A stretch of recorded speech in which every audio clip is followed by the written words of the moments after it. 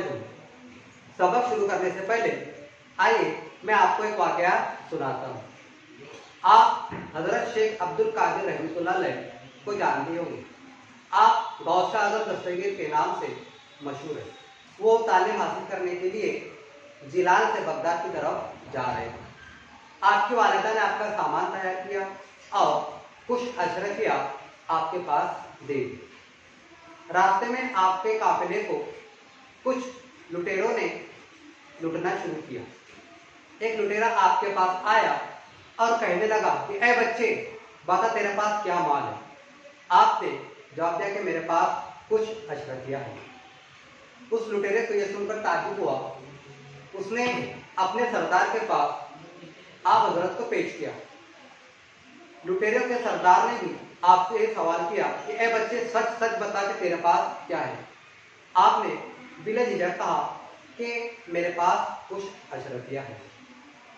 यह सुनकर डाकुओं यानी लुटेरों के सरदार को ताज्जुब हुआ और वो कहने लगा अपने लुटेरे साथियों से कि इस बच्चे की तलाशी लो। जब तलाशी ली गई तो आपके पास चंद अशरफिया निकले। ये देखकर तमाम लुटेरे दंग रह गए।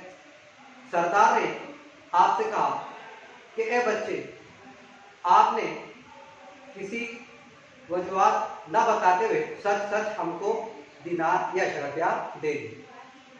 तो आपने जवाब दिया कि ये सब कुछ मेरे वालिदा और मैंने ये कदरें मेरे खानदान से सीखी हुई।